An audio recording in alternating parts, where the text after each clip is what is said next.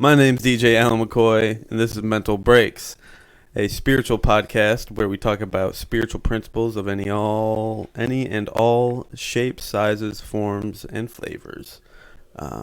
Today, my guest, the great, the wonderful. No, they're not wonderful at all. Michael Crocker. Hell yeah. Yes. And this man in my life has been, whether he's known it or not, has shown me a lot of different lessons.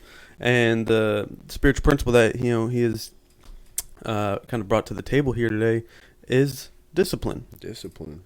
And, Michael, if you would, for me and the listeners, we'd be very grateful if you could, share some experience, Elaborate. strength, hope, I don't have, lessons. I don't have much hope. Yeah, you do. You should. I got a lot of experience in building strength.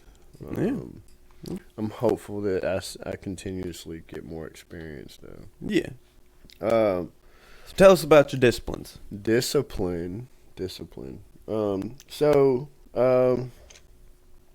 learning that because when I first started coming into AA and NA rooms, the first meeting I ever went into was the most powerful. It sticks out. There was a guy that got he picked up a chip for 35 years and turned right around. No, there was a guy that picked up one for 34 years and he turned right. And the guy that picked up the one for 34 years goes up there and he picks up the 35-year chip or picks up a 35-year chip and hands it to his sponsor.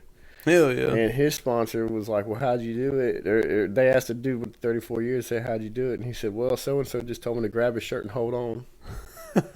And I almost cried. Like, I was fresh out of jail. Had been out of jail for, no more than a week. First meeting ever. Down at O'Brien, 5925, shout out. Yeah. Best meetings of the week, I would say, are Saturdays and Sundays. Around 9 o'clock there, in case you didn't know. But through the years of recovery and my experience, I've kind of converted a lot of things that we apply in AA and NA. And I'm far from perfect, but things that we apply from AA and NA to other aspects of my life. Because any time that you do something that you can't stop doing, any time that whether you're eating Reese's every day, whether you're waking up in the morning and picking up your phone first thing, you can apply it to things that aren't so serious, like food, to wake up and I'm in discipline is what it all boils down to. I'm trying to work on submitting myself to my inner urges, and I find that sometimes that I gain more control over my addiction when I battle the less prominent issues in my life, because I focus more on those than I do on just addiction. It's like how many times I eat a day, how many times do I need to eat a day? You know what I mean? I'm not overweight, I'm not underweight, I'm not happy with my figure. Of course, it's bathing suit season, and I got some improvements to gain, but it just in all other aspects of my life, it's funny how there's so many different ways in the AANA literature can apply itself into everyday life. And for me, that's where I'm at. And it's mind-blowing to understand or comprehend that that recovery has done that for me, because I'm developing this conscience. I'm developing this thing that once was not here. But the trick of it all is that, we use and we convince ourselves that this is the way. You know, the most powerful pamphlet of AA I've ever read was the one on self-acceptance. Okay. Self-acceptance. The reason that I use is because I feel like I'm not enough. Mm-hmm. All right, I need a cigarette. Why? Because I don't have the patience to deal with the things that are going on in my life, and I need help. Yeah. I need to eat. I need to eat because I want to get my mind off this bullshit. I want to take lunch at work because I just want a break. Mm-hmm. Not enough. I want to use drugs because I'm like Popeye with spinach. And I can do anything I want to fucking do. Mm-hmm. So the reason that we use drugs is because we have a lack of self-acceptance. And that's... I went to a meeting the other day. Give Gino Butterfield a shout out. Gino. Yeah, dude, he's one of my homeboys, man. We were doing a walkthrough on it was a meeting, an AA meeting. We were reading through the 12 and 12. We're on step 4, and it got to the part where it was talking about the 7 deadly sins. Yeah. And I'm reading it out loud, and I'm reading yada yada yada boo boo boo, and then right after it describes the 7 deadly sins, it jumps into how they play out. But it doesn't say, well, this is how that'll, but you read it. And I was reading it, and I'm like in a meeting with a bunch of people. I'm reading it out loud. I said, holy shit, let me read that shit again. And I went back and I read it again. Because it literally like play by play, So, but yeah, that's what it's boiling down to. So my discipline right now, my discipline does fall, because I'm disciplined. Oh, I'm disciplined, Mm-hmm. but not with the right things. Yeah. Yeah. I'm disciplined at doing what I want to do. That part. I feel you. I'm disciplined at doing the things that I think work for me. I'm disciplined at going to work and getting money. Mm-hmm. Not disciplined at service work. Mm-hmm. I'm not disciplined at things. And what is that saying that they say? It's one of my favorites, but I hate it.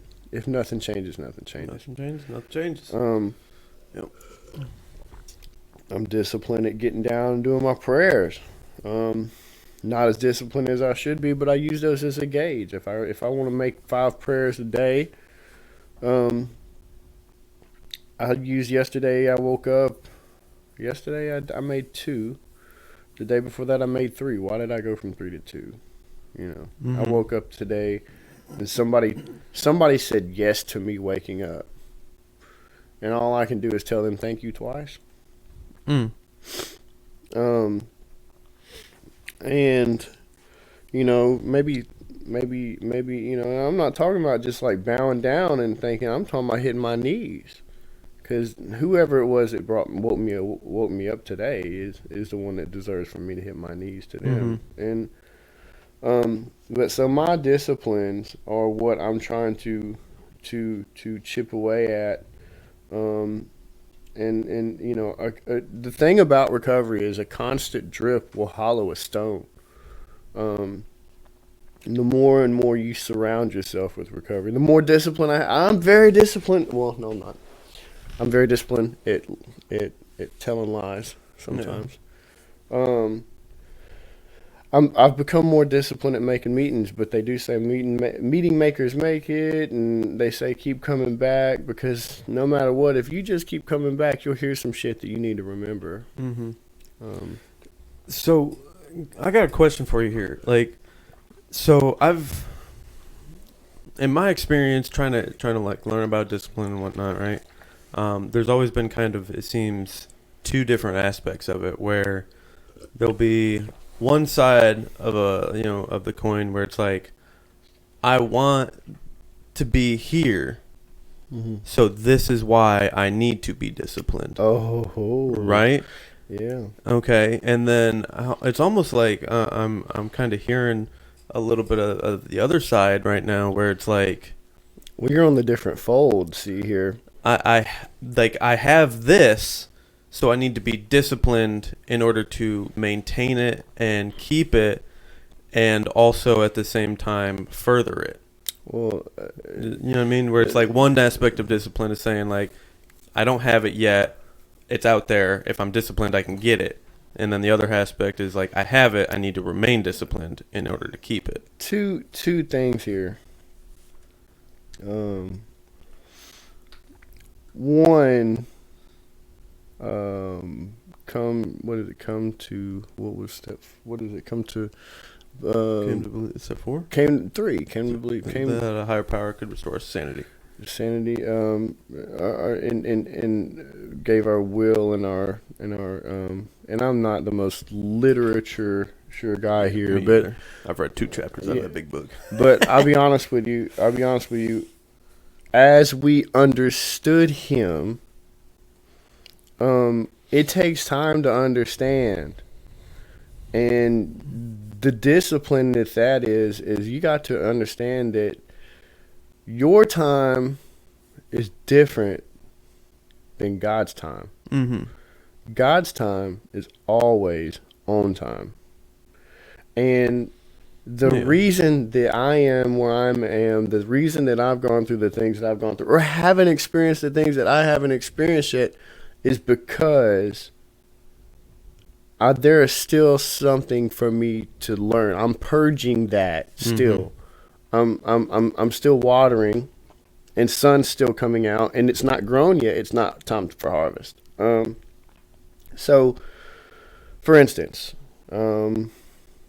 if I was, when I first came in at this house, not this house, but when I was in another Oxford house for a while, I rode the bus for 6 months, 6.5 Hell months, yeah. 7 months. Thugged it out on the bus, man.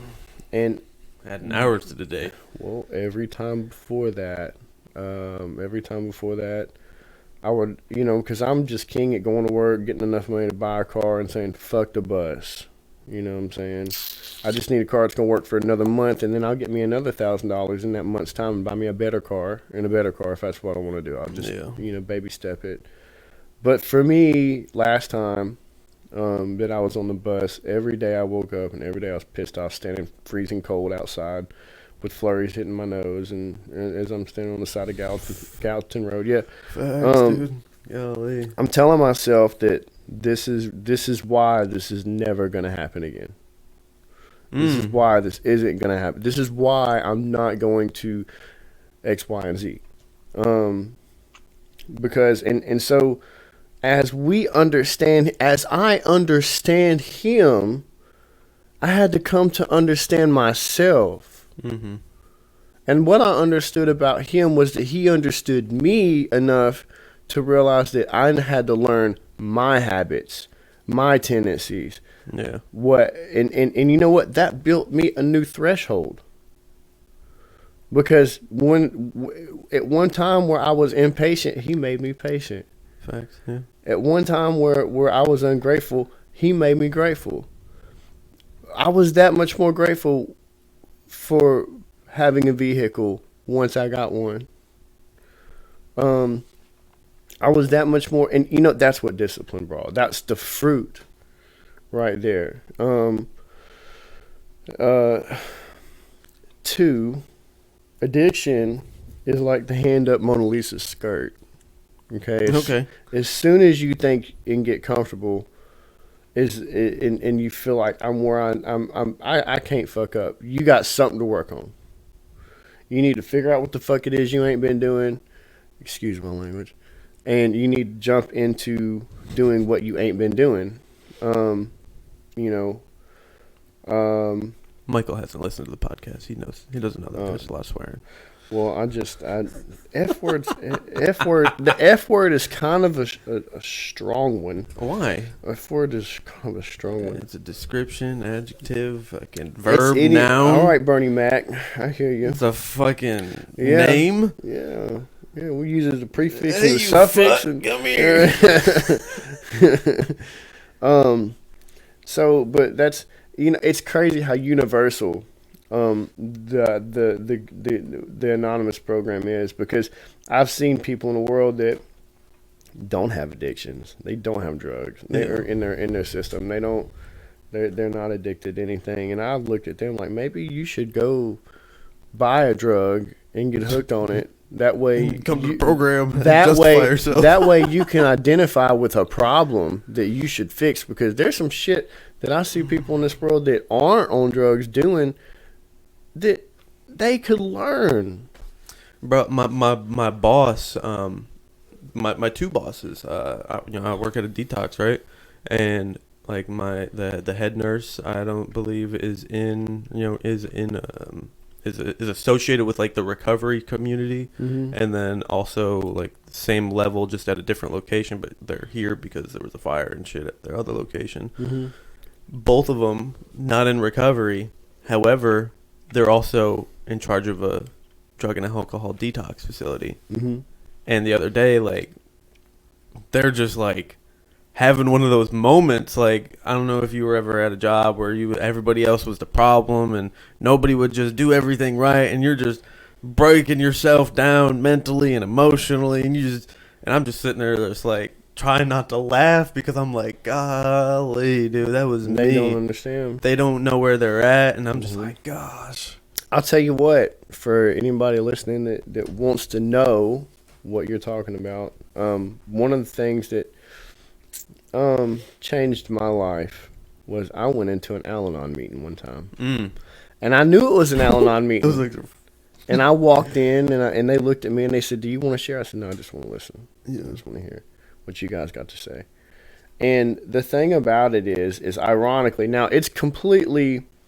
this is completely counterintuitive. This is not the way it is. But as addicts, we have all the answers. Oh, all of them.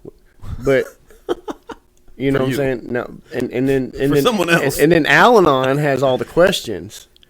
But the truth is the Al-Anon ones are the ones in these meetings, or going to these meetings, because they're like, why can they not just do what I do?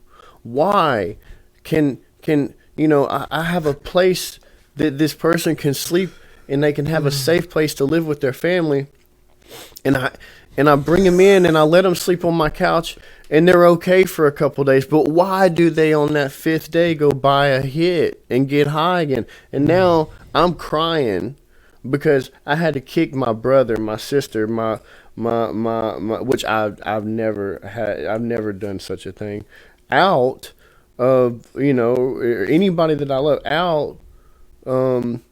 Because where I was trying to give them a place to stay in a safe environment with someone that loves them wasn't good enough for them.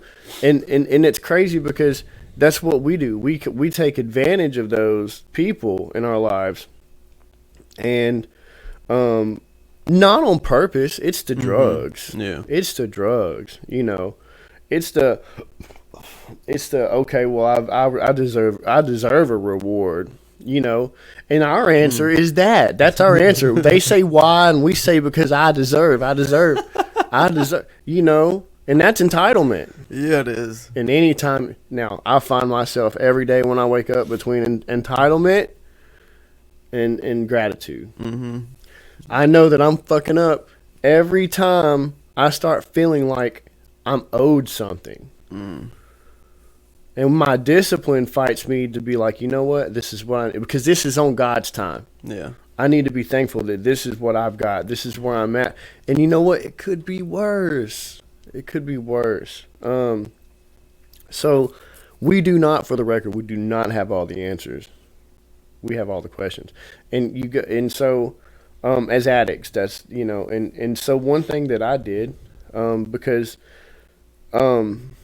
we have people that we love who want to help us out, and I took it upon myself. I got an Al-Anon book, and I gave it to my mom. I gave it to her. I said, "This is gonna hurt me more than it's gonna hurt you, because that woman has stuck by my side from day one. when everybody, and it's kind of like she's placing a bet on the slowest horse in a race. You know what I'm saying? And I was like, here's this, because I wanted to. You can't use somebody's love to trap them into your wreckage. You gotta free them. You gotta free them. Part of working an honest program is ridding yourself of all those avenues. And if you don't rid yourself of those avenues, you have got to be honest and say, this is what is going on, because integrity, discipline falls in integrity. Last time that I did something that I knew I shouldn't have done, did I lie about it or did I keep going on? And, it's like, I said the other day in a meeting that relapse is a part of recovery. Very promptly, this lady shared and said that relapse is not a part of recovery. And, some people would say one, some people would say the other, because I can always be like, oh, yeah? Well, when's the last time you relapsed? Did you never do that? And, of course, she's going to say, yeah, I have. And I'm like, what did you learn from it? But then again, she's like, but I haven't relapsed in 4 or 5 years. And that's what I'm talking about. And I don't know what that means. I don't know what that feels like. I mean, so I think on the previous podcast with Captain Cook, we I had briefly shared a story about cigarettes, right? Because I think you're familiar with my viewpoint on that, right? Yeah. So the first car that I had crashed in recovery, right? Since not using like what society views as drugs. I was in my head. I was overthinking. I was emotionally unstable, mentally just fucking frazzled. All of it, and it was over a woman. Left my house, started driving. Blah blah blah blah. I made my way to a gas station. Bought a vape. I hit the vape. All the anxieties, all the feelings, they dissipate for a moment, right? And then not a minute, not even 30 seconds. You know what I mean? All of them are right back. So you got to hit it again. So, and then you know what I mean? Now, looking back on where I'm at now, I view that as a relapse. Yeah. You know what I mean? Because at that point in time, I did not speak on my feelings. I did not use the connection, the tools of the program, you know what I mean? To combat what was going on internally. Yeah. You know what I mean? So it's like, there was something that you wanted to not do. Yeah. That you did against your own will. Yeah. And see, as you come to understand God, you got to come to understand yourself. I wish they said as we God to our understanding as we understood Him. My original sponsor, rest his soul, used to say we came to believe or whatever as we misunderstood him. Misunderstood him, and I'm like, at the time I was like, oh yeah, trying to just sounds good. That's genius. But now I'm kind of like, oh, it's like, because like the more we learn, like the more we start learning about ourselves and our actual behaviors and where we're actually fucking up at. You know what I mean? It's like, it's just the gratitude. It's got to be the gratitude. You know what I mean? Well, we find all right. Where I am, I have made bad decisions. I have made good decisions. Let's just say there are 3 me's. There's me here. There's a me that has made all the wrong decisions. And there's a me that has made all the right decisions. I'm a mixture of the two. Yeah. All right. Probably made more bad than good. Subjective. But with that said,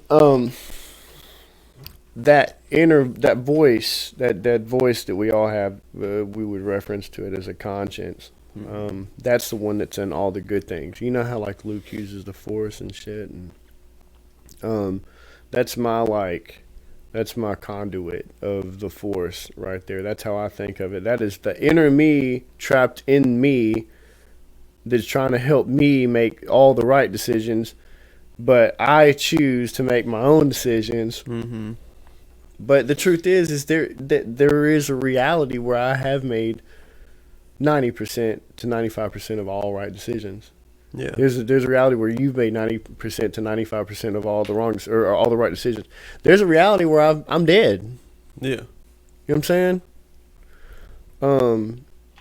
There's because jails, institutions, and dereliction. Yeah. Any of that, you know, it's like, well, I made it to one, I made it to the other. There's only one place left I can make it to, and that's the end of the road, right there.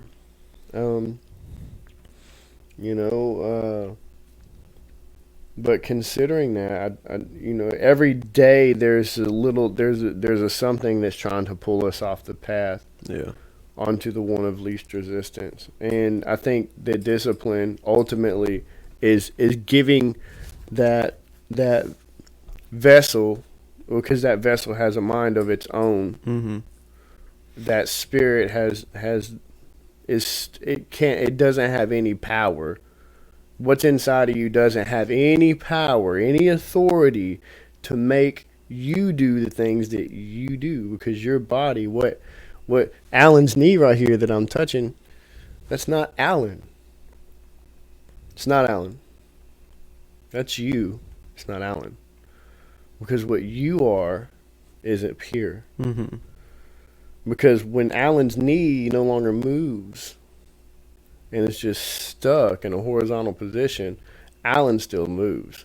Alan still lives. Alan still thinks, and Alan has thoughts. Yeah. So that right there, when you meditate, you're meditating to Alan. Mm-hmm. You're putting your body in a position that acts as some sort of conduit. You align your chakras or whatever.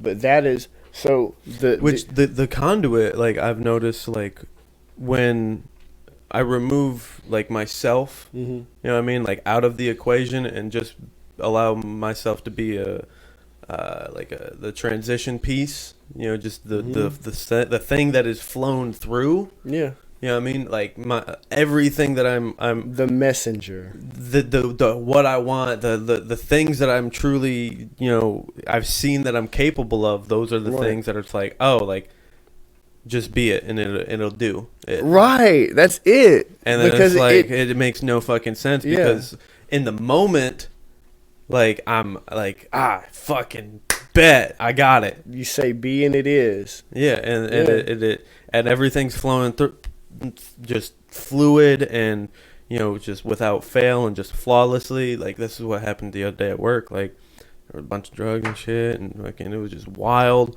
And like I was just hopping from one situation to the next, to one problem to the next, and solving problem, and it was just like I was taking care of these 5 clients, and they all calmed down. I went and helped these few workers, and they all calmed down. On a roll. And I was just like do. And then I ran into one. He was just like, nah, I don't want no fucking help. You guys are all fucking, you know. He was my kind of the buffer, to be like, yo, you can't do everything. Yeah, I guess. Yeah. Or whatever. So, but like I did what I was supposed to, and then I just walked off because he didn't want my help. So I was like, bet, whatever. You know what I mean? And it was like more of those moments. You know what I mean? That's really what I feel like I'm chasing. You know what I mean? Where it was just like I had freedom to do whatever I wanted, and it didn't matter who said no. You know what I mean? Like if you said no, I was just like, okay, cool, bye. Going about my own way. You don't like it? I don't care. I like, love you. Have fun. Good luck. And like it was probably like a good 2-hour period where it was like that. And dude, like it was like fucking magic. They say that when you meditate, the best time to meditate is around 4 o'clock a.m. 4 a.m. Yes, that's what they say, around 4 a.m. I don't know what this guy said, what the guy's name is, but he's like really and he's somebody I'd listen to.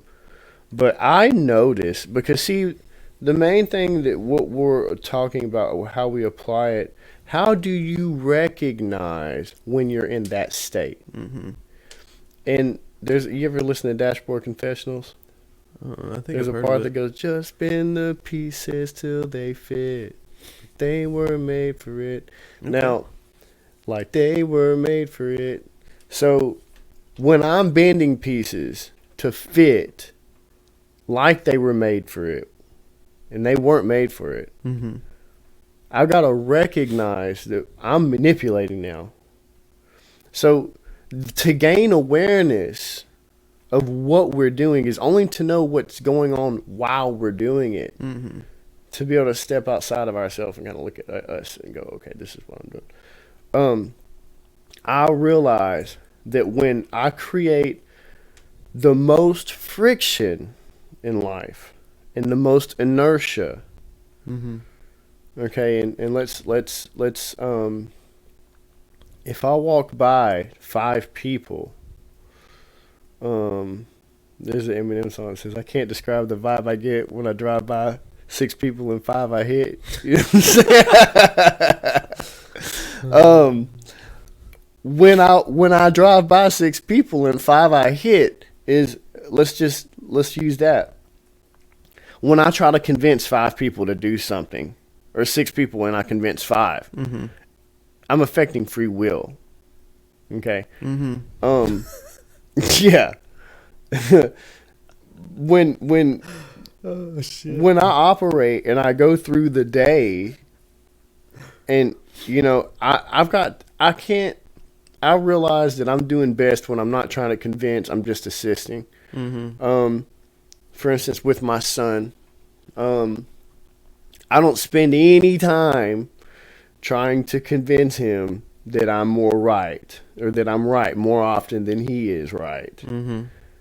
What I do spend my time doing is letting him know that he's wrong. After he makes his mistake, I let him. My son is the one person I can look at and say, "I told you so," and eventually he will realize that he's wrong more often than I am, and that's where I want the fruits of our relationship to be, because I want him to realize, well, normally when I do what I want to do, and my dad will let me do what I want to do, I always got to come up and hear I told you so, because I can't make him, and I got to apply that to people in a way, like I can't make people do what they don't want to do. I need to let people do what they want to do, but I need to just neither here nor there. I'm just be a voice, Mm-hmm. But I got to take ego out of it.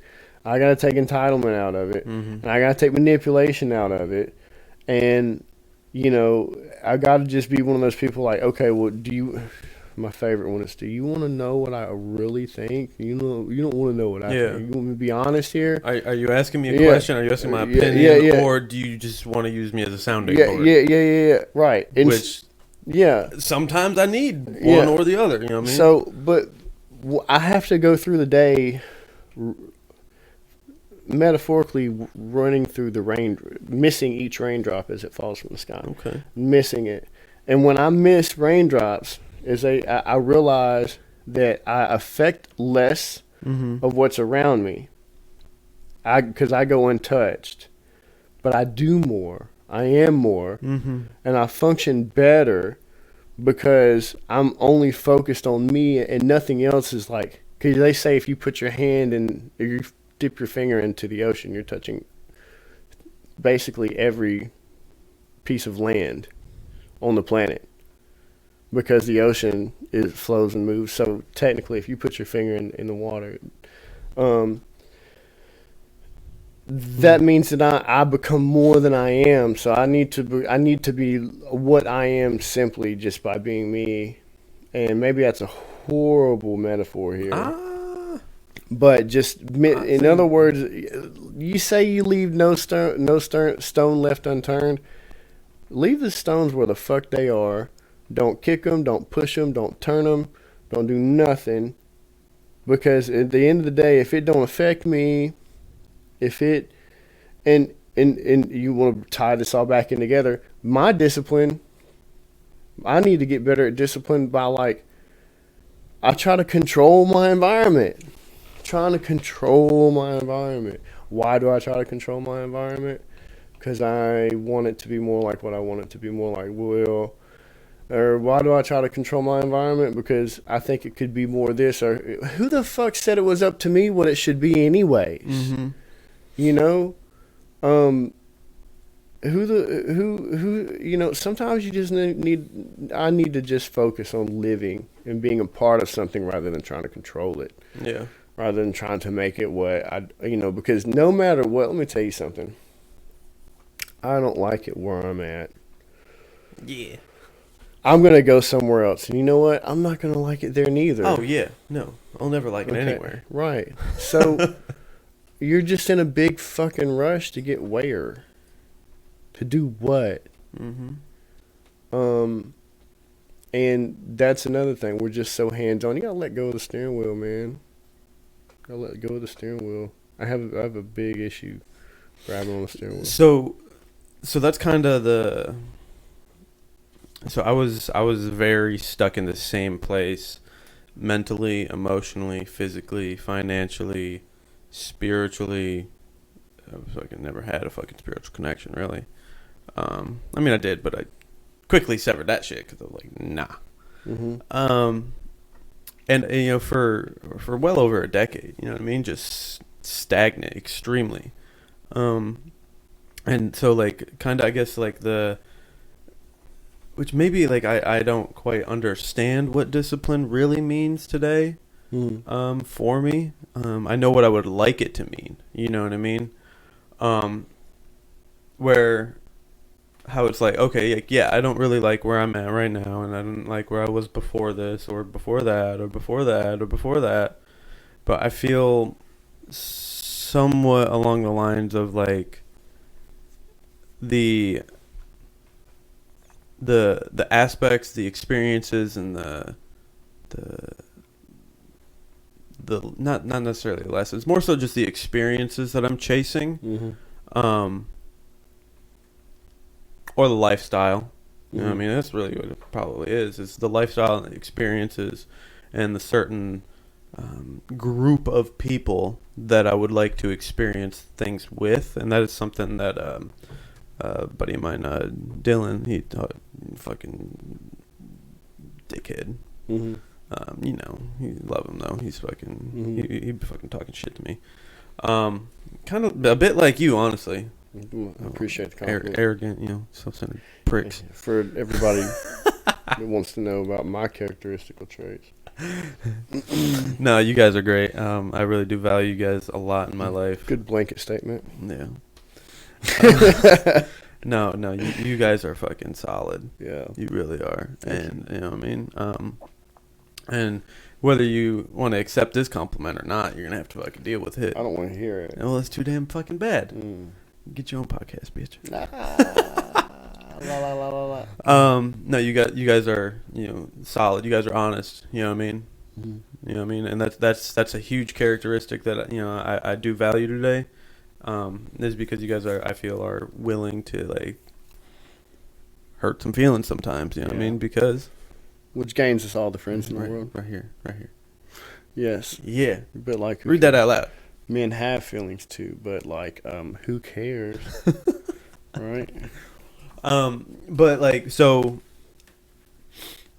the people that I would like to, you know, experience life with are also the same type of people that would like to experience life. Yes. You know what I mean? Mm-hmm. So people who have a growth mindset, people who are, you know, trying to get up every day and just be better and do better, even if it's just a little fucking bit, you know, because some days that's all we get to do. You know what I mean? Because we're not all that powerful. Like the big dog's in charge. You know what I mean?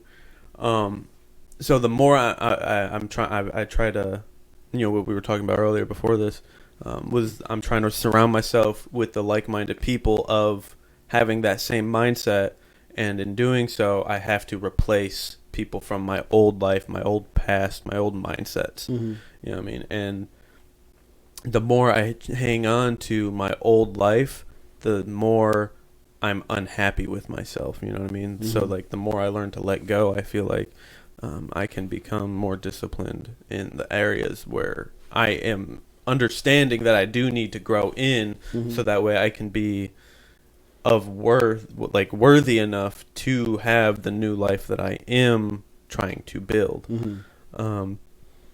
That's like when we come into recovery, people say, people, places, and things, you got to change all of them. Yeah, You know what I mean, seasons. my sponsor says that recovery, something along these lines. I always paraphrase everything because I don't know what the fuck. You know what I mean? Can't remember verbatim. Yeah. Recovery is the replacement of ideas, beliefs, and behaviors. Right. Because if I replace my ideas, my beliefs, and my behaviors, pretty much all that's left is a physical body. Right. Because that's my character and my ideas, beliefs, behaviors. So with adapting and becoming a new person, I can adapt and become a new life. You know what I mean? And it's like I can be more assisting. You know what I mean? Because like that, you know what I mean? There's little things here and there, but like those little things build up over time, and they're like, like, you know what I mean? Because I want to be around people that are helpful. I also want to be helpful. So how do I do that? I be of service. And then the more I'm around people that are more of service, and those are the people that are in my life, I find that, those are the characteristics that I do adapt and bring onto myself. And I feel like some of the times that I start to get in those kind of ruts, you know what I mean, is I'm not taking an honest look at myself, of where I'm actually, you know what I mean, and bringing it to the forethought and the frontal fucking vision of my fucking dashboard. But that's where you find yourself, like, when you figure out that you're not thinking about something that you could consider, you're entitled. Say that again for me. When you find yourself thinking about something that you should consider, you're entitled. When I find myself thinking about so-and-so who I should consider paying money back to, I feel entitled that I deserve it more than he does.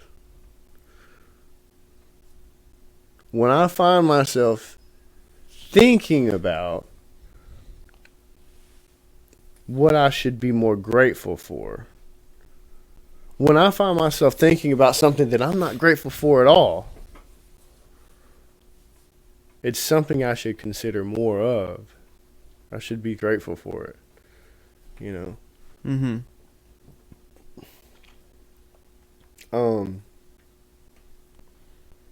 When I find myself thinking about me. Talk on entitlement. Entitlement? Entitled. Just a hair. Just a hair. Entitlement is overlooking the things. Like, entitlement is taking things for granted. Very cut and dry, black and white. I take things for granted. That makes me entitled. Okay? I take toilet paper for granted because I'm entitled. But I need it to wipe my ass because I don't want to get it on my hand. I feel like I've been led to believe that entitlement is a bad thing. Well, okay, so you have love and you have hate. Yeah. You have entitlement and you have gratitude. The same thin line that divides love and hate divides entitlement and gratitude. For instance, I hate somebody that I had sex with. How? You were inside of them.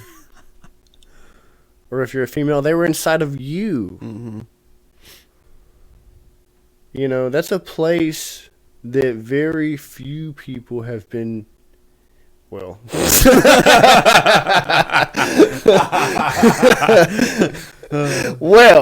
this is a virgin podcast. Oh, yeah. We virgins don't need. But and only time entitlement. Let's put it like this: the only time, like, next time you find yourself thinking about the thing that you can't stand, it's teaching you something about yourself. Maybe put it like this. I'm not going to say any names. I'm not going to call anyone out. but is linear to what we are conversing about, the topic. There is somebody in my life who is not a part of my life anymore because they remind me too much of myself. Mm. And every time a third party would point out the things that this person was doing, I had to look at that third party and go, I've done it too. I've done that same thing. But that made me realize that I need to not do that. I need to not, it's like night and the day, the night, the day, the day, the night. You know what I'm saying? Like, it's like flip-flop, flip-flop, flip-flop, flip-flop. Entitlement, gratitude. Like, I hate this person or I don't like this person. Put it like this. A good exercise would be to write down all the qualities you want to embody, all the characteristics. And then let's write down 7. And then let's write down 7 characteristics that we cannot stand. Okay? And we put a name by each one of those good and each one of those bad. Okay? And then we realize that the names of the people by the bad have a little something of ourselves that remind us of who we are. And the names of the people in the good have a little something that we desire more of. I'm a loud mouth. I run my fucking mouth all the time. I do. But you know what? I admire you for it. I got more respect for the motherfuckers that sit back and just watch. That tell me I talk too much. I wish. You know why? Because they never find themselves in the midst of a fucking hurricane. They never find themselves in a tsunami or in the middle of any trouble. They just sit back and watch. And you know what? They learn from my mistakes. And whether they agree with me or not, nobody knows it. Yeah. I want everybody to know where I stand. But you know what? When I say this is what I stand for, I draw a line, and you're either on the other side or not. And I don't mind doing that, but it doesn't get me any further. Mm-hmm. Doesn't, so there are, what I'm saying is, when we have friends, it would almost be an effective thing to do. I'd say it would be an effective thing to do to write down the 7 characteristics of something that you would want, and then find friends that embody those things so you can learn from them. Yeah. And then have the other 7, let's say, of the deadly sins, envy, pride, lust, glutton. What is it? Envy, pride, lust, glutton, wrath, sloth. There's one more. Envy, or whatever. Either way, write down the things. Write down the things that and in each one of those characteristics we find a person, and in each one of those persons we find somebody who reminds us of ourselves, and they keep us from being more of that. They keep us from being more of that. And you know what? We hate them, but we have to be thankful. Yeah. Because the reason that I got my ass out of bed today, and the reason that I got up early and wanted to have a productive day, is because of that motherfucker laying in the bed doing the shit that I wish I could do.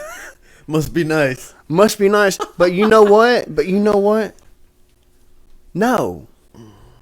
There's you ever seen that movie Catch Me If You Can? Leonardo DiCaprio. Yes, sir. Yeah. Tom Hanks. Yeah. All right. And 2 mice fell into a bucket of cream. One mice quickly gave up and sank to the bottom and died. Mm-hmm. The other one churned his feet for so long he turned that cream into butter. And crawled the fuck out. Ain't it funny? Because they were all sitting down there at the table. The dad was a lawyer, and he's like, "Well, why don't you say the prayer?" He's like, "Yeah, I'll say the prayer." He tells that story. But at the end of the day, no matter what I'm going through, I don't like it. I don't like what I'm dealing with. Mm-hmm. I got a kid. I want him to live with me. My record is shitty. My credit I'm building, it's not perfect. You run my credit, the score's going to come back hell no, is what it's going to come back as. Luckily, thankfully, somebody helped me out in a situation that I'm dealing with, and the circumstances only mean good things for me if I do what I'm supposed to do. And at the end of the day, I know that if I'm doing the right thing, then I'm always going to be in the right place at the right time. You know, but it's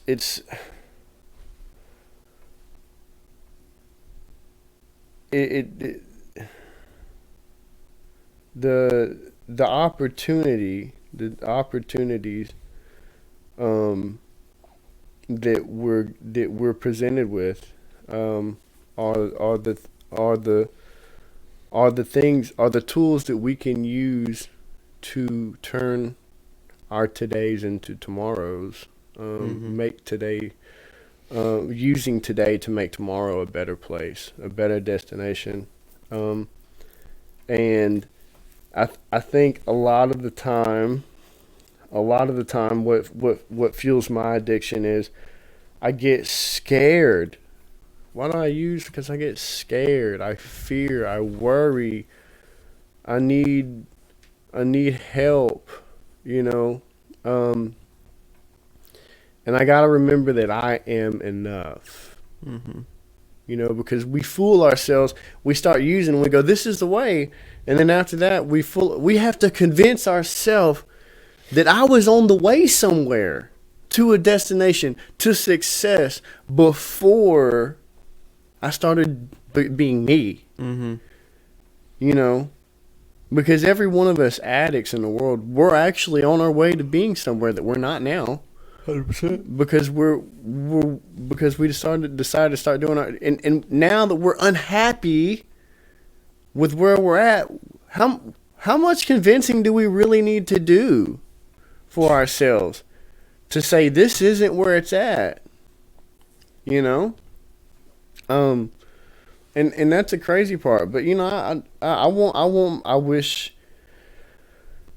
more than anything I could be I could just be given an opportunity to have a place to live where I can have my kid live with me, and I think that would answer all my prayers and all my, you know, and but now once that happens, guess what happens? That's what I want. But I could be scared. I could be worried. I could fear. And what does that mean? So I have to be disciplined to understand that all things in time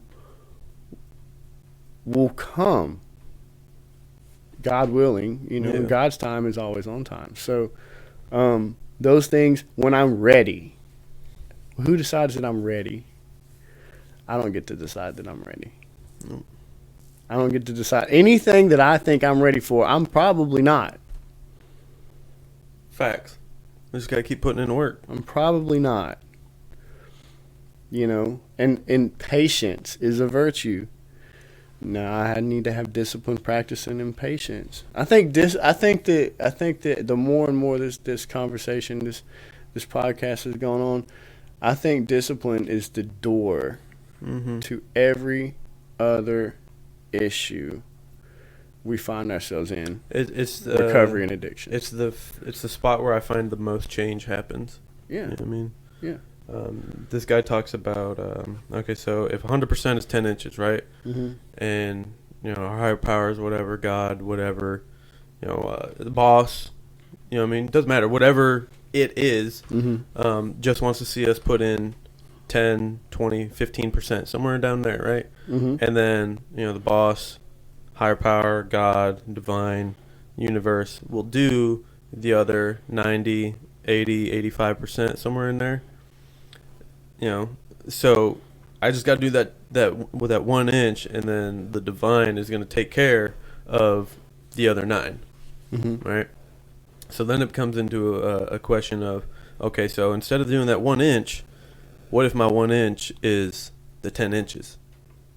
Because after that first time of me doing that 1 inch, and then God doing that the rest of the 9, the 9 inches. Now that is my measure where I believe He holds me to. You know what I mean? So then now I have to do 10 inches every single time.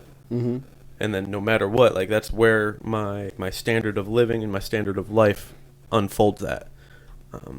And then once that becomes, I don't want to say that becomes my new standard, right? Mm-hmm. So once the 10 inches become my new standard, now God's going to want me to keep doing that 10 inches. And every time I'm doing those 10 inches, he's like, okay, bet. All right, because what I want is actually 100 inches. Mm-hmm. But I just have to continuously be doing those 10 inches. And then all of a sudden he's going to be like, bloop, here's your 90. And I'm like, fuck. Now my new standard is that 100 inches. You know what I mean? That 100 inches. You're 100 taking inches. for granted everything that is below Mm-hmm. what your new standard is. Yeah. You know, you think that you just because you got a bigger cup, or just because you want something more to drink, you should go get a bigger cup. You know. Yeah, I'm thirsty. There's a lot of times. I'm thirsty. Yeah. Parched. Yeah. Help. There's a quote.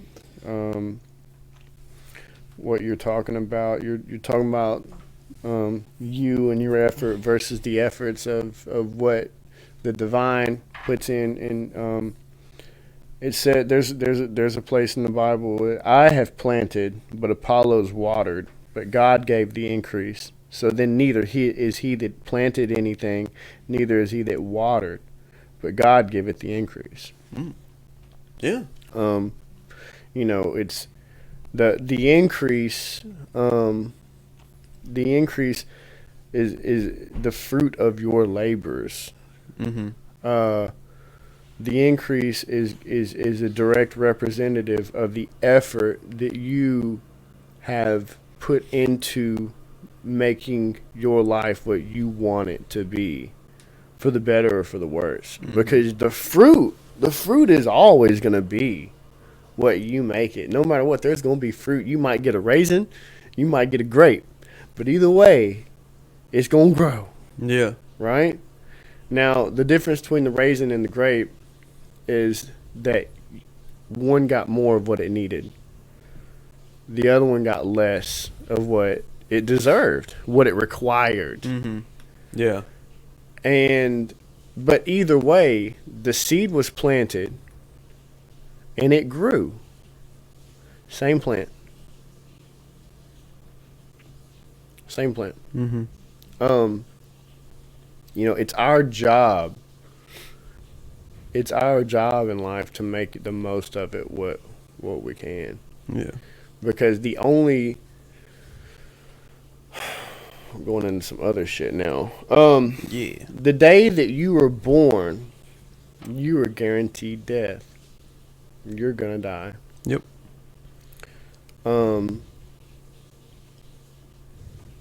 That's a guarantee. Does that mean the day that you die, you're guaranteed to live? I don't know. But when the most helpful tool that I find on my in my day-to-day living is, I think you've maybe heard this before, me mention this, but if you close your eyes and imagine that you're walking into a funeral, Mm-hmm. and you see friends, family, loved ones crying, people that you hate, ex-bosses, co-workers, enemies, you know, you walk up to the casket and you look in the casket and there you are in it. And they take a microphone and they pass it around to everybody. I mean, I know my enemies are going to be like, yeah, well, that motherfucker, one thing about that motherfucker, I'll tell you what, I knew what he thought of me, you know. Which, hey, it puts a smile on my face. But it doesn't mean that, like, you know, the ultimate goal here is to not have any enemies. Yeah. You know. It's not really to have a lot of friends neither, though. Mm-hmm. But you walk. If they were to take that microphone, they were to pass it around to each and every person involved in your life. What would they say about you, Alan? Now, you're there. That's where you're at. Now the question is, what would you want them to say about you? And have the effect of have that effect on each and every person that touched the microphone that day from here forward. And now you're not looking at life like you're on your way somewhere. Mm-hmm. You're looking at your life like you're there already. You're looking back instead of forward. Now, I just gave you complete and total control. You were in a vehicle now, moving to the point of where you're already at. You're moving to that point, but you know what? I just gave you control over all those things, all those opinions, all those relationships, the ones that you ain't even formed yet, Mm-hmm. the ones that you're gonna form, the woman that you're gonna marry. You could be a better husband than you would have been if you want a wife. I don't know. If you know, you could have been my point is now you're not in, you're outside looking in. Mm-hmm. You know, now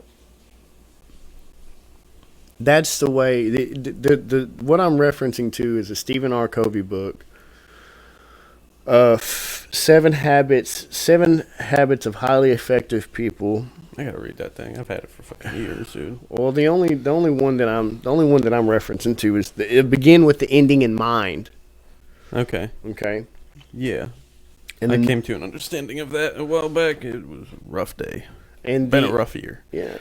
and the other one, the other best chapter of that book is where Stephen R. Covey has a class. He taught psychology. He has a class. He divided the chairs up one day, one on one side and the other on the other, or a group on one side, a group on the other. And as the kids walked into class, he passed them A, B, A, B, A, B, A, B, or what, and whatever, shuffled. Mm-hmm. You know, it wasn't A, B, A, B. It could have been A, B, B, B, A, A. There's equal amount of A's, equal amount of B's. And the kids got on each side of the room. And he goes on his overhead projector and he puts on this picture. The picture has dots and dashes. Mm-hmm. And the picture on the overhead, on the other side of where it says A or B, there's a picture of the picture on the overhead. But the A's favor the old lady. The B's favor the young lady. And when the class looks at the picture, he goes, I want y'all on the overhead. He says, I want to give y'all 5 minutes to discuss what you see, how you feel about it, yada yada. He gives them 5 minutes, and he's like, okay, what did you see? And this guy's like, I seen an old lady I'd probably help across the street. Mm-hmm. And this other guy across the room goes, what are you talking about? That is a young woman. I'd probably get her phone number if I seen her somewhere. And he lets the class argue, like get red-faced, for like 5 or 10 minutes. And he goes, whoa, y'all. He said, now, with the person in front of you, I want you to give them your card and you take their card.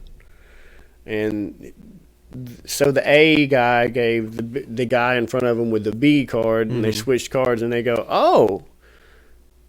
So what you're saying is true, and what I'm saying is true. Now, for 5 minutes, this class was trained. 5 minutes was trained to see an old lady or a young lady. Imagine being raised Republican family, Democrat family, Christian family, Muslim family, poor family, rich family, white family, black family. That's years. You turn 18 in 18 years once you're born. This was 5 minutes. Now, how distorted is your perception on reality? You think you know everything that you know. You don't know a damn thing about what you don't know. Yeah. About what you don't know. Be harmless as a dove and wise as a serpent. Harmless enough to not judge the things that I should maybe look into and learn a little bit about, because they might know there might be some things in there that describe things that make sense to me that don't make sense to me that make sense to me now because I understand them. Mm-hmm. The serpent is symbolism for the things that for the things that may seem bad, may seem negative. So I think that in addiction, there is a fruit of our labor. There is a fruit of our lack of discipline that goes into being able to get into recovery. And you know what? What recovery teaches me is that every relationship in my life that goes sour, that goes south, every conversation that doesn't work out to an agreement, that turns into an argument, is my fault. It's my fault. And why is it my fault? It's because I was not good enough at communicating, at listening. When I go to these meetings, what do I learn about? Yeah. I learn how to listen if I'm not sharing. Facts. I learn how to get honest if I am sharing. Sometimes I learn how to whine a little bit because I share about the bullshit that I don't need to be sharing about, which is the difference between a good and a bad meeting. When I go into a good meeting, oh my God, I saw a meeting. A bad meeting is like, oh my God, I want to use. When I go into a great meeting, the best meetings in the world are talking about those intangibles of critiquing my personality and letting myself know that I almost gave in to an old characteristic and became a way that I'm trying not to be. Mm-hmm. You know, and that form of itself is addiction. I'm addicted to acting like Billy Bob Thornton in Bad Santa and losing my shit. I'm on my fucking lunch break. You know what I'm saying? Like, every time something doesn't make sense to me, or every time somebody just needs to be slapped, you know?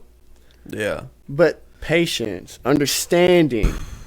Maybe this person needs help being led from the darkness into the light.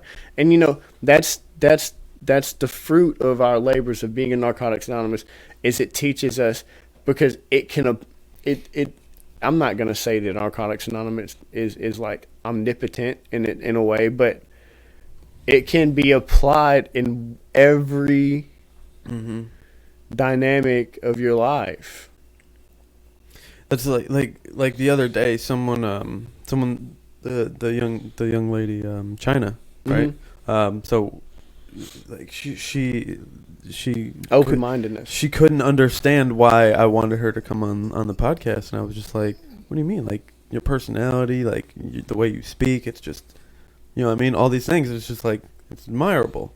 You know what I mean? She's, you know, very, you know, she seems nice. She's got a head on her shoulders. She's got a lot of sense. She seems like a solid woman. You know what I mean? And like there was her, and then like somebody else had mentioned something along the lines of like, blah blah blah blah blah, like why me? Why would you want me? And I'm like, what do you mean? Like, do you not see who you are? Type deal. And it's like you're like all these people are like walking the path, and like I just don't see how they don't see it. Yeah. You know what I mean? And it's like, I think that's one thing that I'm very grateful for the sponsor that I have now, is he might not remember himself saying this, but like he had said something along the lines, maybe he didn't mean it to this extent. But instead of talking to people, like I'm not talking to Michael, like I'm talking to God. Yeah. Yeah, I mean, like I'm talking, no, don't let it go to your head now. No, I'm never. We'll lift that. No, that's blasphemy. Well, it's subjective. I'll talk to you about my religious views. Yeah. But like with that, like it was a doozy. It happened a few months ago when someone moved into the house, and you know I had a lot of principles and personalities and whole lot of mixing pot in the blender, fucking puree, the whole nine, and throw some ice cubes in, take off the top, and it's blew all over, type deal. Where it was like, okay, I'm gonna talk to everybody like they're God. What the fuck? Bullshit. There's no God. Everybody's a devil. Right. You know what I mean? I went one way to it, and then I went to the extreme, and now it's just kind of somewhere in the middle, and I'm just trying to realign myself with, you know, the people that are really walking the paths and whatnot. And it's a weird concept, dude. And I mean, it's definitely helped me. I suggested it to a sponsee of mine recently. I think a few of them actually, and he said that it was helping him a lot. And I was like, hell yeah, glad it's helping you more than me, big dog. You know, another really cool thing about what you're doing here is, and I don't know if anybody's ever really looked at it like this, you have a catalog of individuals. Some of these people that you got on these shows might not be alive tomorrow. Yeah. Some of these people that you have on these shows might listen to this years down the road and go, that's where I was at, and this is where I am now.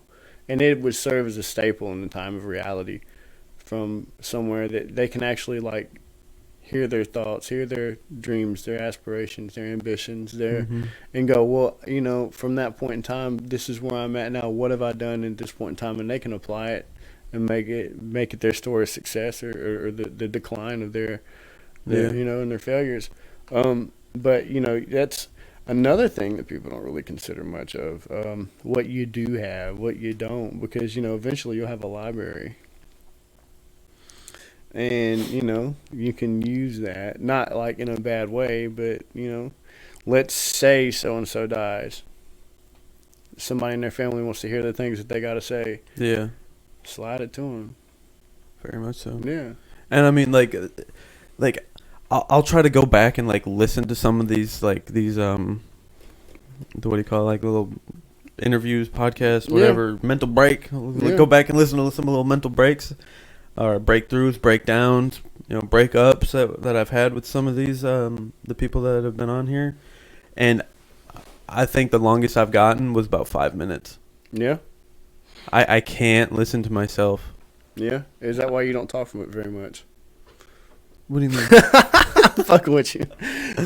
No, but like, dude, like I've had some of the people that have kind of gone back and said like, hey, like I really like some of the, not critiques, whatever the fucking word, comments. Some of the comments that people have said about it is that they love the just the complete rawness and authenticity. And it's because, like, I have no idea what the fuck I'm doing. And I'm just trying to, you know what I mean, to just learn and just have a moment and share a moment where, you know, somebody that I respect. And, you know what I mean? And it's just because it's like, how old are you, Michael? Like, what? Too old. 20, 28, 29? Not young enough. You young, you old enough and young enough at the same time. The same big damn dog. Come time. out. Shit fire. But I mean, you have, you know, X number of years on this planet, so you have X number of years surviving. Right. You know what I mean? Yeah, I'm 29. However, you know, we're going to round you to 30. 32. 32. Okay. And some love. So you have 32 years and some love on this planet that I do not. I've lit what? You know what I mean? I have. Now, granted, there's some similarities, some here and there. Right. You know what I mean? But the aspect is you have 32 and a half years of experience that I do not have. So therefore, if I use that, I can use it to take 32 minutes, 32 more years, 32, you know what I mean? There's whatever. Yeah. And some love. And you know, just to get to the next moment. And, like, that's what this is, you know, a big aspect for me. It's because, you know, I mean, right now it's currently helping you, me, and everybody that's listening to get to the next moment. Right. You know what I mean? And then, like, when people are listening, it's like it'll hopefully help them get to the next moment. Because, like, you listen to a lot of podcasts, audiobooks, stuff along those natures. You read a lot. You're a very intelligent person. I don't read as much as anybody would think. Well, that's my problem. My cheat code are audiobooks. Facts, dude. The Bhagavad Gita, dude, just sitting there driving for hours. Driving and listening. Sweeping a fucking, I don't know, 3,000 square foot warehouse. YouTube it. Yeah. YouTube the fuck out of it or whatever. I was in the warehouse when my smartphone broke. I had my flip phone open and I had YouTube on it. And I had left my wireless earbuds at my parents' like the weekend before, dude. No. I had my flip phone open on YouTube with a broken pair of wired earbuds running up, fucking listening all day. You're not thugging it. You're not thugging it if you don't have the sweatshirt and and without earphones or headphones, put the phone in the sweatshirt hat cap part of it, and tie it real tight around your neck. And you got to pull the thing over your shoulder. That way you can hear it right there. You're like, yeah. So we haven't gotten to a lot of your questions here. Oh, okay. I mean, I don't like the questions. They're very... Well, Let's ask some, because Articulate. we've been all over the place. Yeah, that's the podcast, baby. It is, You know what but I mean? we've been all over the place. We need to hone in. Okay. on Pick a where- number 1 through 10. Fuck off. It's 9. All right. How can discipline help us break unhealthy habits or patterns and replace them with positive ones? Recognition. Discipline. Be disciplined at recognizing you, yourself, your tendencies, your habits, and your surroundings. Okay. I recognize my Awareness. awareness. Yes. So recognition is awareness. I'm Recognition, aware. Awareness, reflection. I'm aware of mindfulness. Yes. I need to be aware of my mind state at the time that I make these decisions. Mm-hmm. I'm aware of what I'm thinking, feeling before I react. Mm-hmm. I need to have discipline at that. That's why they say go keep a log of. I was in a program one time. They said write down every time you have a what do you call it with somebody every time you have a situation. Let's just call it a situation that goes down that maybe you should be before. Let's say every time you make a bad decision, you need to go back and write what you were thinking, how you were feeling about what you were thinking about, Okay. and then what you did as a result, or as an answer, Mm-hmm. or as a remedy, and then what was the circumstance. That will create awareness. That will create, and that will in turn implement a discipline for you to have understanding. Okay. I may or may not come back and listen to that All right. again. I don't do that often, think so. Yeah. All right. Now what? All right. Your turn. Now I'll actually let you pick a number. Let's see here. 1 through 10. It can't be 9. My football number was 11, so let's do 2. What? Okay, I see. I got you. Describe the role of discipline in personal growth and spiritual development. The role of discipline. The role of discipline is the doorway, like what they speak of in the 12 and 12, chapter 3, is willingness. But you gotta be disciplined enough to be willing. Because in the 12 and 12 in chapter 4, it starts talking about fear and what was it? I dare not to look, but I fear. Or it starts talking about there's this real. God, I wish I had the 12 and 12 in front of me. It starts talking about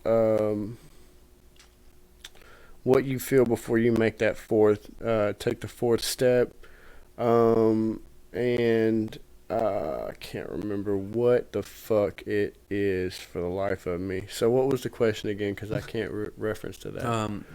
The role of discipline. The role of discipline. The role of discipline. The role of discipline is the most important role. When I don't mean to get off subject here. When if you want to know what Islam means, Islam is to submit. Mm-hmm. A Muslim is somebody who does submit. I submit, therefore I am a Muslim. Mm-hmm. Whether you read the Quran or not, if you submit in the Arabic language, they would say that guy's a Muslim. Yeah. Whether you read the Quran or not. If you read Alcoholics Anonymous and you overcome your addiction, you submitted yourself to being disciplined enough to overcome whatever it was. And you know what? The best part about it is that once you got in control of your addiction, you started using those tools that you got out of your recovery on other things. Mm-hmm. Give me an example of something because Alan's been sober for a long ass motherfucking time. Give me an example of what other areas of your life you're applying the same tools that you got from recovery to something that does not involve a chemical dependency. Okay.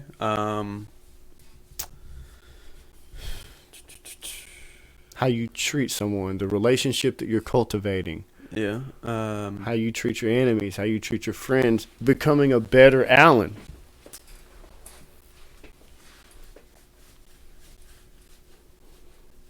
I think possibly at work. Yeah. You know what I mean? Because, like the other day when, earlier when I was talking about how, like, my boss was sitting there kind of going off a little bit. Frantic, lost. I was, like...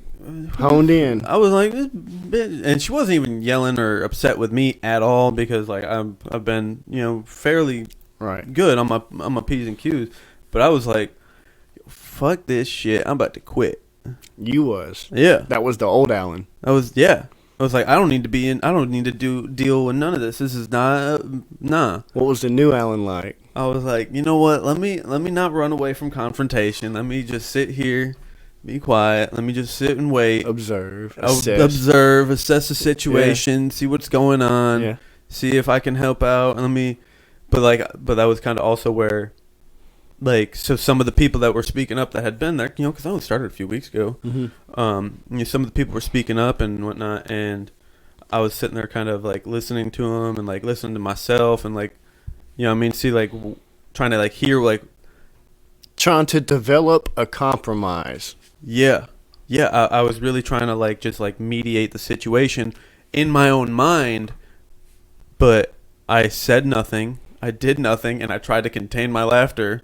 You know what I mean? At least about a precious child of God. Which we all know that when Alan has that shit-eating grin on his face in the midst of chaos, you might not want to ask him what he's really thinking. No. You might. I mean, because like I don't know if it's. I try to be. Something that I would like to cultivate more, and I feel like slightly proud of the little bit of it that I do have, and it's not nowhere near as much as I do, is kind of the ability to sometimes sit back and just be like, and listen to people like just bicker and argue and just like, I'm just like, yeah. So stupid. so a good exercise would be when something happens. What would old Alan do? What did new Alan do? Yeah. Because that symbolizes growth, but also it symbolizes everything that discipline would bring. Because I had to be, what is it? In the Bible it says that do not be conformed to this world, but acclimate yourself to the renewing of your mind. And it says that I do the things that I would not do. Does that make me a hypocrite? No. Mm-hmm. No, not it. Now, if I do the things that I would not do in a bad way, but if I do the things that I would not do in a good way, now we're going to get really technical, and we're going to go, well, what's good for me is bad for you, and what's bad for you, and what's good for you is bad for me. Mm-hmm. So now everything's good that I do. Now that's the ultimate form of manipulation, but unselfishness. Because that's entitlement. Now, you can take entitlement out of it. So every time I make a decision to manipulate something where I win, that's a fruit of entitlement, right? So the symbolism for growth is to make the unselfish decision that's better for the people around me than what's better for me personally. Yeah. Because when I just try to mold the clay into the shape that I want it to be, it's into the shape that I want it to be in. Mm-hmm. Not the shape that you like or the shape that she likes or you like, So yeah, like in the old Alan in a relationship, the new Alan in a relationship, the old Alan after a breakup, the new Alan after a breakup. Those are things that we can always focus on, to assess our growth, if nothing else. So that's where discipline plays a role into what I think. A huge big characteristic of like old me would be to like and I told my boss about this was like like wherever I would be at, I would manipulate the situations into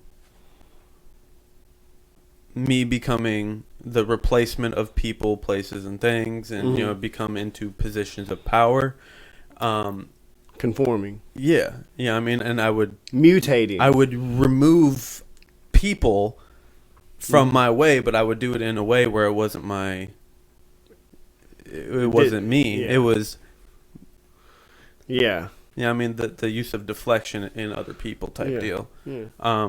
Which like a puppet on a string. Yeah, and it's still something that I struggle with today, and that's why like Alan walk. That's one of the reasons why Alan sometimes got to go.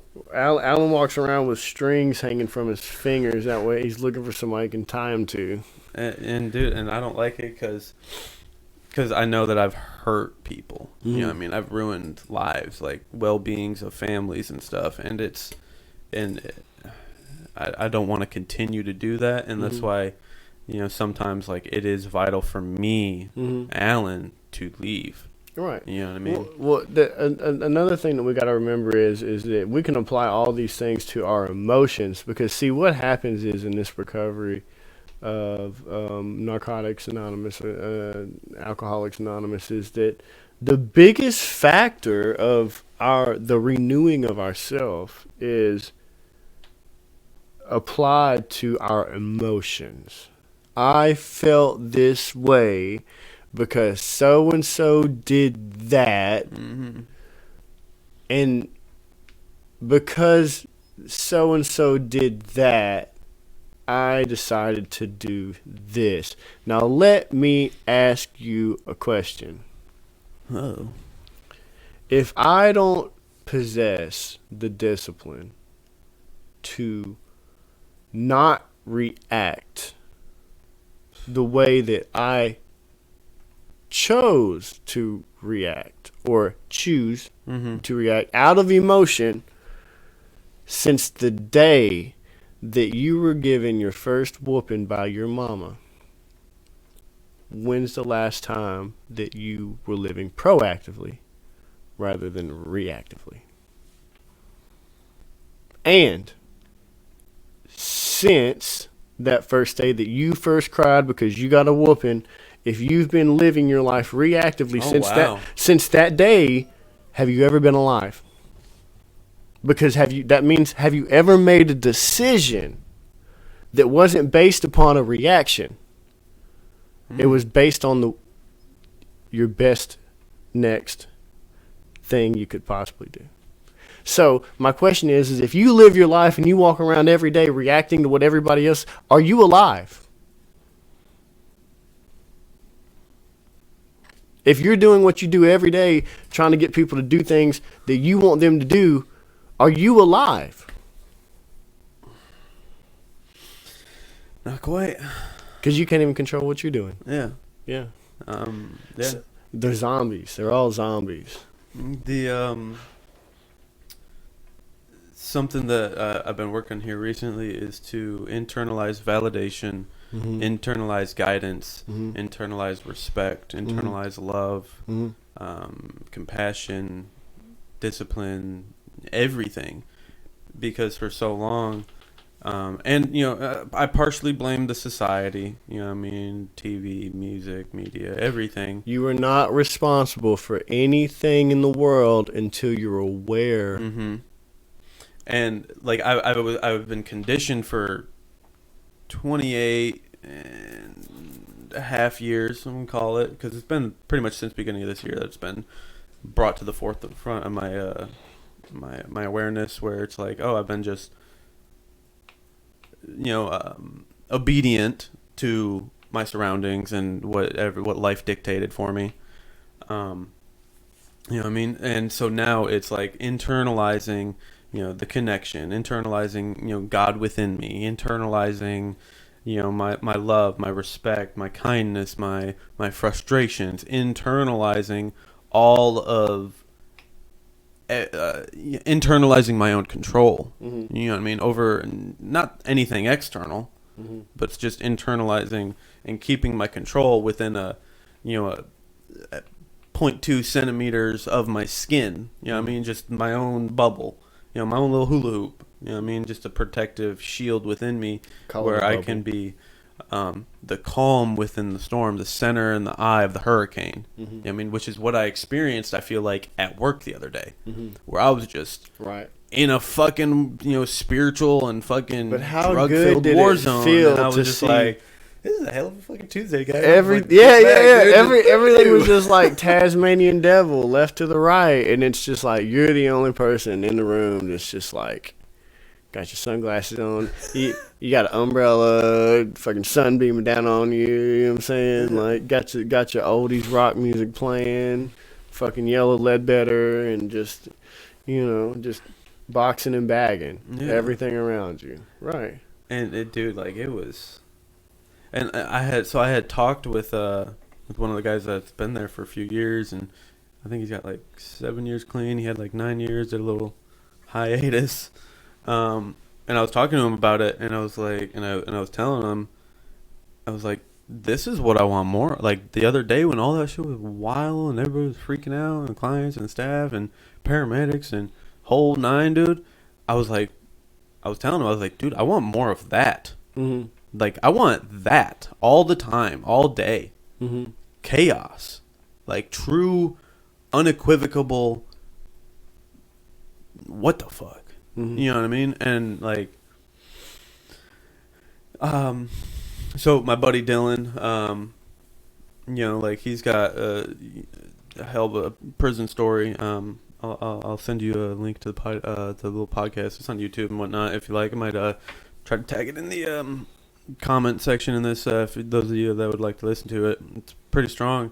Where it's kind of funny because like the different aspects of certain people, mm-hmm. how we are raised and how we grow up, we find peace in some of the opposite things. Mm-hmm. You know what I mean? We find meaning in something that we could never fucking that we didn't have at all. You know what I mean? So if we were raised in chaos, we find peace and stability, structure, this, that, and the third. But then if we're raised in peace and structure and stability and just safety and security, we find peace and purpose and freedom. Find chaos intriguing. Yeah, it's like, ooh. Yeah. Like this is what I needed this whole time. Yeah. You know what I mean? And it's like that's where it's kind of funny because D-Lo, which D-Lo's been on the podcast so people know him. Like his story where he grew up, war torn fucking it wasn't Afghanistan, it was he is Kurdish. He's Kurdish, yes. So with him being raised over there and whatnot, it's like, okay, mm-hmm. I can get behind that. Mm-hmm. Let me go over there. Yeah. I mean, which when I was in prison, like I was sitting there watching they had a bunch of documentaries and stuff. That's all I would watch, dude, all day, every day. It was just like the stories and stuff of Americans that were going over there and just like fight. We'll divide it into. Oh, okay. What? So it can continue. It can go longer than 93. It just goes in 93-minute segments. Okay. Then what? Then yeah. We'll do a segment 1.